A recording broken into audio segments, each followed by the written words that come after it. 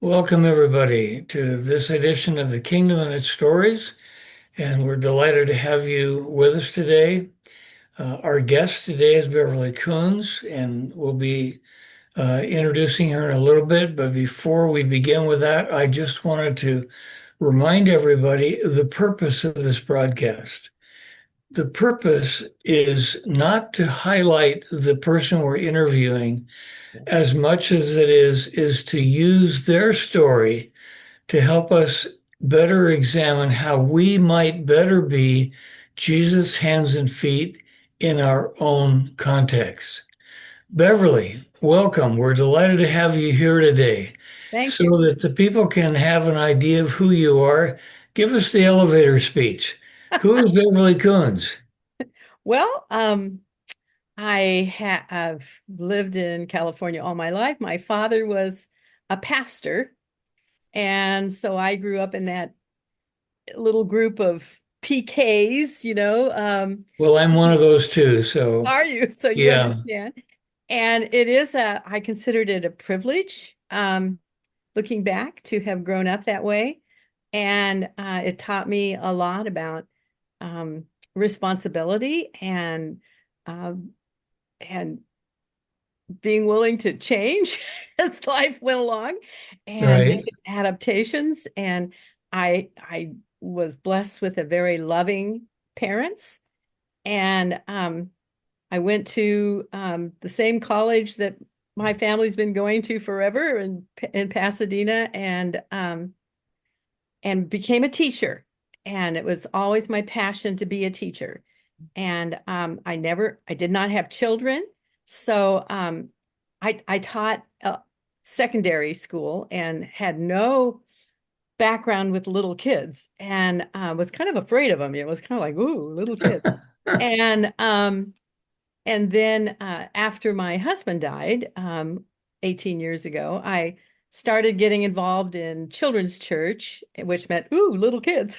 and and then I did other teaching things and after I retired, but somehow landed in this garden with all these little kids and have found, really a real blessing there in working in that kind of a right. Well, Beverly, tell us about the garden. Help our listeners understand what you mean by the garden. well of 5 years ago, our pastor started going over to this school, which is, we call it our neighborhood school, An elementary school, high elementary school? school, Okay. K through 6, Brook Hill Elementary, and and giving them donuts. And so every morning, every week on a Friday morning, or I think he would go over and give them 2 dozen donuts and no strings attached from the Nazarene Church. Just thought you'd like to have these. And he did it faithfully for quite a while, most of a year. And in that time, he got to know the principal. She wanted to know who this person was bringing the donuts. Right.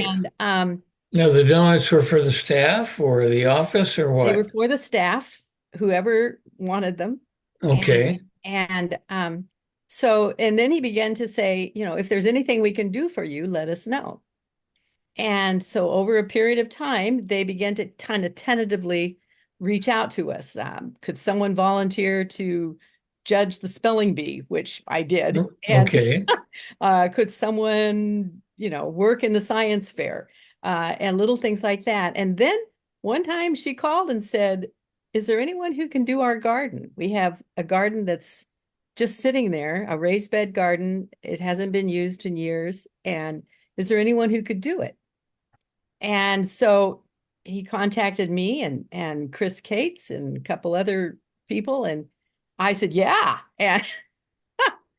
And put my Do you have any experience in gardening? Yes, I started gardening after my husband died too, and I have a half-acre lot here and lots of room, and I've just joined the adventure of gardening. I'd never gardened before, trial and error, Yeah. and have a lot of gardens now, and really enjoy growing things, and So yeah, it was a natural. And my main cohort, Kathy, she also is quite a gardener, and we kind of started at the same time. And so we took this on, and it's been amazing. It's been an amazing 4 years. So it's a garden for the school, or It is a it's a garden garden. for kids, Well, or that was ours to decide, and so we just planted everything we could plant. Um, we bought plants, and we got people to donations, and we taught kids about plants and about growing things. And that seemed to be our main goal to start with, was to teach them how to garden and to teach them to appreciate plants and appreciate things growing. And but as we did it, the more we did it, I realized that the main thing we were doing there was building relationships and teaching them about caring for each other, and about trust, and about forgiveness, and Hmm. about What do you mean cooperation. forgiveness? What do you mean forgiveness? Well, Teaching about forgiveness. one little girl one time, they loved planting plants. And so we had plants to put in the ground, and I always made them cooperate with each other. They had to work in teams. And, Right. so one kid had the plant, one kid had the shovel, one kid dug the hole, the other and they all wanted to do the plant. And she Oh, had this little plant, and she was excited. And she set it down, got distracted, set it down for a minute, and lots was going on in the garden. And another little girl came up, took the plant, and planted it. And when she came back, her plant was gone, and her heart was broken. And hmm. she sat down and began to cry. And I saw her over there sitting and crying. And I went over and sat down by her. And the Lord just said, just listen to this girl. And so I did. And she poured out her heartbroken story of her plant going, and that girl had taken it. And so I just started talking to her about forgiveness. And I said, you need to forgive her. And she kind of bristled, and I said, it'll do you a lot of good to forgive her. And you'll feel better. And she's your friend. And you need to just forgive. Are you willing to forgive? And and she was kind of not real sure. And so I went and got the other girl, and I said, explained it to her, but not by bawling her out, and said, could you come and just tell her you're sorry for taking her plant, that you didn't realize, what you were doing? Yeah. And she said, yes. And so she came over, and she apologized, and the other girl forgave her, and all was well. Wow. Yeah. So Good little things lesson. like that, I began to realize how that was the essence of why we were there. Whether anything grew or not didn't really matter. It was growing children, and Mhm. growing these relationships that was so important. So Beverly, it sounds um, it's not exactly the word that I want, but it's almost like counterintuitive. You volunteer to do a garden for the school using the children to plant the garden, but it's not about from the story you just told, it's not so much about the garden. It's about growing children Yes, and very much. helping them through the experience of gardening to relate to each other. Yeah, yeah. And yeah, that's beautiful. Secret mission. Yes, right. So uh, tell us some stories that would help us to understand, um, what the impact would be. That was a story that talked about impact. But what are some other stories that you have, and how long have you been doing this? 4 years. 4 years. Yeah. Okay. All right. And do you see this as a ministry? Oh, very much so. Yeah. And A we're not ministry, able to a speak the name ministry of to who? Jesus, but A you know, ministry to who? a ministry to children and to the adults at the school. Okay.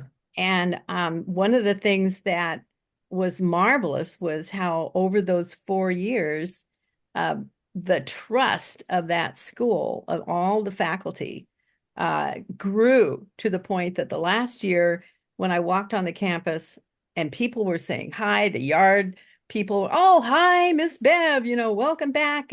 And just this whole sense of I was a part of that school and they trusted me. They knew I was from the church and it didn't bother them anymore. It was, they were completely trusting. And What do you mean it didn't bother them anymore?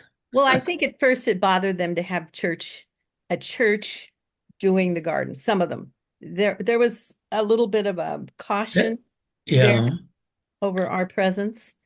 And because why do you think they were cautious about that? well, the world is can be very cautious of, especially in places like Santa Rosa, that's quite liberal, very cautious of church. Okay. And but we never ever did anything to make them feel that way. And they got over it. Yeah. Yeah. And And it took time it for took trust time. to build. Yeah, for the trust to build. Yeah. And so the last story involving, or the last part of this involving adults was two of our garden people went to their open house this year and they went around and met teachers they hadn't even really spent a lot of time with and talked to teachers in their classrooms and wished them well because the school was closing permanently. And these teachers said, will you come to our new school next year? Hmm. So we got invitations from teachers, to go to several different schools next year. And of course, we got to get the invitation from the administrators, Right. uh, but it just really touched us that they had grown to trust us so much that they wanted us to come to their new schools and be a part of that. And so that was kind of exciting. Yeah, it strikes me as being interesting that, you know, a few generations ago, there would have been no question of the church's involvement No question. with Yeah. the school. But with our culture the way it is today, there's a suspicion Yeah. of, what's the hidden agenda of the Yeah. What's our church. agenda? Yeah. And so it seems like your example shows how building trust over time erases that barrier to the point that they invite you to come back. It's being a servant instead of going into, Proselytize. it proselytize. It's going in as a servant and saying, what can we do for you? How can we do this? We Right. used to take vegetables into the staff room and give them to the teachers. And we also taught the kids to love broccoli right off the bush. And other things that we grew some kind of sparky greens, the mustard greens. They were pretty hot, Right. and I would eat one and say, "Wow, this is really hot. I bet none of you would even dare try this." And they're all like, "Yes, yes, we'll try it." Got them to Yeah, got them to eat all kinds of stuff. It, right. it was fun. Before you tell another story, I just want to do a quick station break and Okay. remind people that they're listening and watching The Kingdom and Its Stories. And in this broadcast, we try to interview people who can help us further explore what it might mean to be Jesus' hands and feet in our environment. So Beverly Coons, thank you so much for being a part of this today. So tell us a story of maybe the impact on a child or a kid or a family that you've dealt with over the last few years. Well, one of the areas where we saw amazing impact was we worked with a lot with special ed kids. There's a program there at that school called Rise, and I was going to write down what that Rise means, but I forgot to. It's an acronym for um, a way of making sure that kids with special needs are able to function with other kids in the classroom. Okay. And so most of the kids are autistic, and it varies from mildly autistic to severely autistic. And one little boy we had, and I'll call him Tommy, was not little. He was as tall as me, big kid, fourth grader, kind of intimidating in a way, almost nonverbal, um, and very restless, moving all the time, wouldn't look you in the eye, wouldn't really participate. And I thought, wow, and since I had dealt with older kids, he wasn't that intimidating to me. So I just made a point of always talking to him and addressing him specifically. And even if I saw him just on the playground, I would say, "Hi, Tommy, how are you?" And he wouldn't respond, but I tried. Sure. And then but slowly he started, we'd see these changes where at lunchtime he would be out there and all of a sudden he was pacing in front of the garden and looking sideways at us, but not coming in. And then but he would keep doing that. And then one day I was walking on campus early, and there he was, walking, I think, from the bathroom back to his classroom or something. And he saw me and he did that sideways look. And then he turned around and he came back and he crossed right in front of me again, Mm. turned and looked directly at me and said, "Hi," and then walked away. Wonderful. I stood there with my mouth open and tears in my eyes, thinking, wow, that was a breakthrough moment. Yes, really. And, after that, he was never, it didn't just suddenly become normal, but he began to engage more Mm. and more as the year went by, because he had crossed a line where he decided he could trust us. And those kids loved coming to the garden and interacting with us. And so that was huge. And another kid in that class, Well, uh, before you go oh, on with the other kid, I just want to comment that sometimes we want to see a change from 0 to plus 10 all at yeah, once. And with your example of Tommy, you wouldn't see, the outsider wouldn't see that as a dramatic change toward the positive, but I can see how that would be a tremendous breakthrough for a kid who is afraid to look you in the eye, afraid to interact with you, and how tough it must have been for him yeah, with his autism to stop, look you in the eye, and say hi. yeah. That almost wants to make me cry because I see that as a tremendous breakthrough, for him. And we and you might not be able to see the end result, Yeah, but that's a step in the healing of this young boy. And that's so marvelous yeah, to be able to be a part of his healing, Bev, yeah. Oh, yeah, and thanks for that story. It yeah. touches me. So, okay, go on. So another boy in that class, not quite as far into the spectrum as Tommy, but still struggling.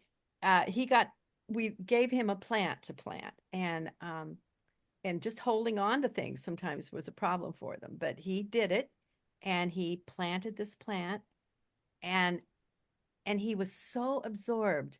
He's he just became so absorbed with the responsibility of planting this plant that Hmm. he would come in at recess, at lunch with his class, and go and check on his plant. and he named it. It had a name, and he would talk to it. And one day I realized that he was having a conversation with the plant and saying, "So how are you feeling? What did you say?" And he was actually listening to the plant. And so I made sure that his little plant was safe and no one messed with his plant. And but I also began to talk to him about how plants grow up and eventually they have to be harvested, because I knew the day was going to come when this plant was going to go. Right. and and he grew with that, and he began to understand that. And when the day did come, he was the one who harvested it. And What kind of a plant was it? it was a spinach plant. Okay. And they bolt. And so, eventually if you're going to use them at all, you have to harvest them. Right. And he did the harvesting. I think he even ate part of the plant. But so it was a big thing for him to be able to actually nourish it and then let go of it. Yeah. And so that was, and he was the one who, towards the end of the year, we I don't know what had happened, but we were all standing in one place, this rise class, and it was mostly boys. I think it was like two girls and the rest were boys. And he said, "Group hug." And they all got in a big circle around me and the other woman, and we all hugged each other. Wow. Wow. And And it this was, is an autistic boy. oh, they're all autistic. Yeah. And Tommy was in there, the one who brave to say hi, and he got on the outside of the group hug, and he kind of did the group hug. And their teachers were astonished. And it was quite a wonderful moment. Wow, Beverly. That's incredible. One more story. Do you have another one? I'm I sure you do. I do. have another. Oh, I have a lot of them, but I have at least one more. And this one was a little Hispanic girl who, we had worms. We kept a worm farm in the garden, and the Right. kids loved the worms. And so they would come immediately and want to go and check on the worms, and we had them feed the worms, and we taught them about worms, and tried to keep them from taking them home. and but one little girl would take a worm out, and it looked like she was torturing it. She would pull on it and kind of stretch it out. And I went over and I said, what are you doing? Yeah. Be gentle. And because we taught them about gentleness with the worms, and caring for the least of these kind of thing. And she just kept doing that. I says, don't stretch it too much. And finally I says, so why are you doing that? She goes, well, I'm cleaning it. And so she would get a worm, and she would just want to get it as clean as she could. And then she would Wow. put it back in, and she would do it to another one. And so she was caring for these worms and trying to make them the best she could by cleaning them. Wow. Wow. So Wow. yeah, it was a really interesting to see them interact with worms. That's kingdom. Yeah, it's All these stories are kingdom. I love them. Beverly, you've got 60 seconds to challenge those who are listening. What would you say to them about their being Jesus' hands and feet? well, I would say never never think that something is too hard for you or that you're not qualified, but find a way to be a servant. And if you ask the Lord to help you be a servant and to open doors for you, He will. And don't be afraid to step in, because He says He'll tell you what to do. Amen. We don't have to come up with it ourselves. And Amen. He can use anyone of any age. I'm 75 years old, and I'm looking for another place to work for the Lord. I work in my church, but I also am going to be I want to work outside of the church too. After all, we've got to be in the world but not of the world. And so find a way to be a servant. Beverly Coons, thank you so much for joining us today on this edition of The Kingdom and Its Stories. And may God bless you with the kids and the worms that God may bring you to in the future. God bless you. God bless you.